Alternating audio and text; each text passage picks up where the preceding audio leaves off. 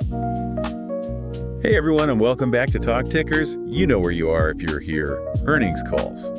And we're diving into a big one today. A big one for sure. This is Intuit's Q1 2025 report. And oh boy, do we have stuff to cover. Yeah, we've got the transcript, we've got news articles, we've got the stock movements, like the whole 9 yards We here. break it down so you don't have to. That's right.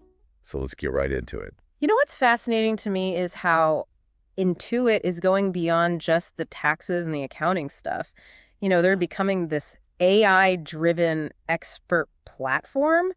It's a pretty big shift from number crunching to actually guiding their customers, towards smarter financial decisions. Yeah, and it seems like they're doing a pretty good job of it. Yeah, and they're doing it all year round, too, which is interesting. Right, and speaking of AI, remember Intuit Assist, that AI assistant they were testing? Oh, yeah. Well, it just went live.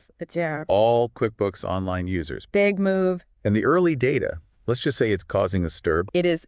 Intuit really exceeded expectations this quarter. I mean, revenue jumped 10%, reaching $3.3 billion. Wow. Their stock, INTU, closed up 4.32% today at $678.70. So things are looking good. They are, and they're projecting double-digit revenue growth and margin expansion for the full year. Okay, so 10% revenue growth is impressive. Yeah. And the stock performance definitely shows investor confidence. But what's fueling this success? What's going on? Well, I think AI is playing a massive role. Okay. Intuit Assist is a game changer. Really? Especially for small businesses. It can turn emails, documents, even handwritten notes into invoices. No way. It flags potential cash flow issues and suggests solutions like applying for credit.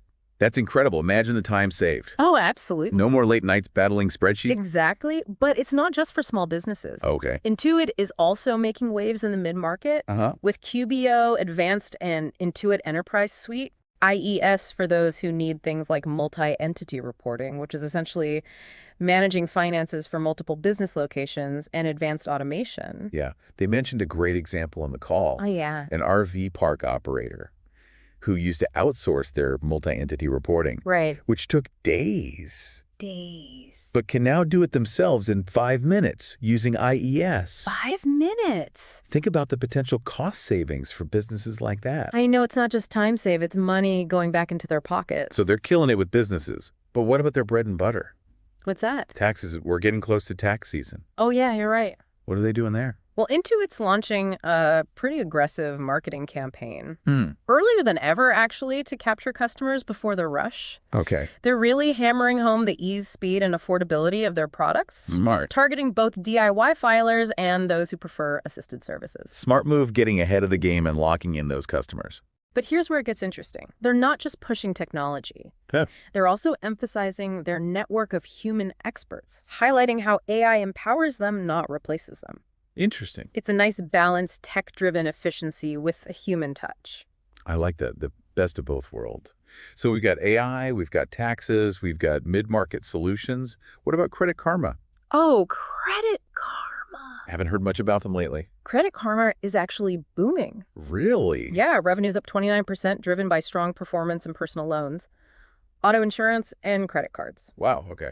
Intuit is strategically integrating Credit Karma into their broader platform, Makes sense. aiming to offer year-round financial benefits beyond just tax season.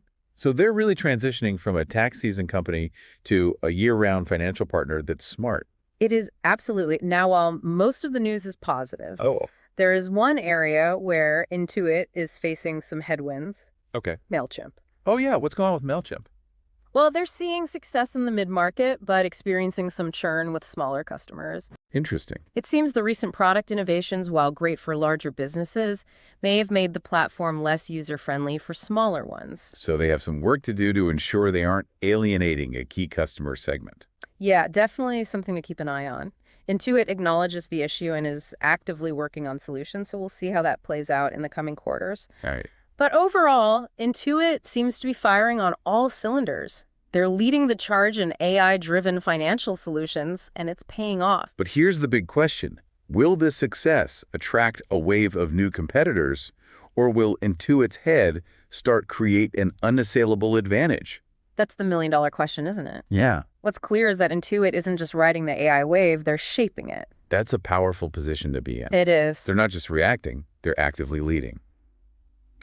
I love that. But now it's time for this segment everyone's been waiting for. Here we go. This is not financial advice, where we toss around some wild but potentially lucrative trade ideas. Remember, this is all purely hypothetical and for entertainment purposes only. Of course, always good to remind everyone. So what crazy idea have you cooked up today? Okay, hear me out. What if? Yeah. What if Intuit takes their specialized AI assistant idea a step further Okay. and develops AI tools targeted at specific niches? Like what? I'm talking freelancers, restaurants, maybe even something for, you guessed it, RV park operators. RV park operators, I like it. Imagine an AI that helps freelancers manage their invoices, track expenses, and even predict their quarterly tax payments. Oh, wow. Or one that helps restaurants optimize their inventory, Interesting. predict demand based on things like weather and local events, and even automate their ordering processes. That would be pretty huge. Right. I mean, those are some really compelling use cases. Yeah. I think if Intuit can successfully develop and market these niche AI tools, they could capture significant market share in those segments. They're already halfway there. Yeah. With QuickBooks Online and IES. Right. They just need to take it to the next level with AI-powered specialization. But, it's not without its challenges. Oh, of course. Developing effective AI requires massive amounts of data Yeah. and ongoing refinement. Intuit would need to ensure they have access to the right data sets for each niche. Yeah. And that their algorithms are constantly learning and improving. True, but they've shown they're willing to invest heavily in AI. They have.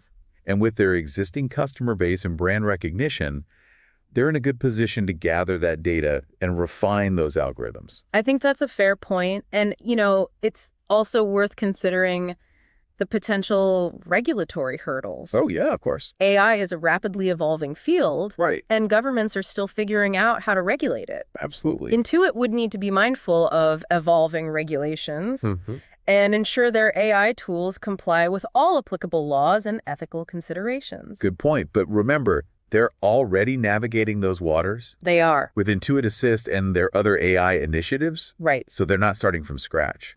Okay, so niche AI is one potential path. Totally. But there's another intriguing avenue Intuit could explore. With that. The metaverse. Whoa, hold on. The metaverse. You think they're going to start selling virtual tax software or something? No, not exactly. Think bigger. Okay. What if they create a virtual space where small business owners can connect, network, and learn from each other? Maybe even attend virtual conferences or workshops. Interesting. They could create a whole ecosystem within the metaverse. Okay. Potentially even virtual offices for collaboration. That's actually a pretty wild idea, It is. but it's kind of brilliant. I know, right? They could reach a whole new generation of entrepreneurs and position themselves as the go-to platform for the future of business. Exactly. And think about the possibilities for gamification. Gamification, okay. Imagine earning rewards for completing your taxes on time or hitting certain financial goals. Okay. It could make managing finances fun and engaging. I'm sold. We're putting all our money into... Oh, wait, no. Nope. This is not financial advice. Absolutely not. But seriously, Intuit is thinking big. And I like that they're not afraid to innovate and push boundaries. Agreed. They're not resting on their laurels. Right. They're constantly looking for ways to improve and stay ahead of the curve. So to wrap up our This Is Not Financial Advice segment, Right. and again, this is not financial advice. Right. If I were looking for a company to bet on, hypothetically, of course, Hypothetically. Intuit would be high on my list. Okay, why? They have the AI, the vision, and the willingness to take risks. Makes sense. But again, everyone, do your own research, consult with a financial advisor, and make informed decisions. Yes. We're just two podcast hosts sharing our thoughts, not certified financial gurus. Always important to remember that. Okay, before we wrap up our deep dive into Intuit's Q1 earnings, I want to touch on one more thing from the call. Okay, what's that? Suzanne Goodarzi, Intuit's CEO, Right. addressed concerns about the new administration and the possibility of them creating a government-run free tax software. Oh, what? There were some headlines about that earlier this week. Yeah, I saw those. It definitely caused some concern in the market. What did Goodarzi have to say about it? He seemed pretty confident that it's not something investors need to worry about. Okay.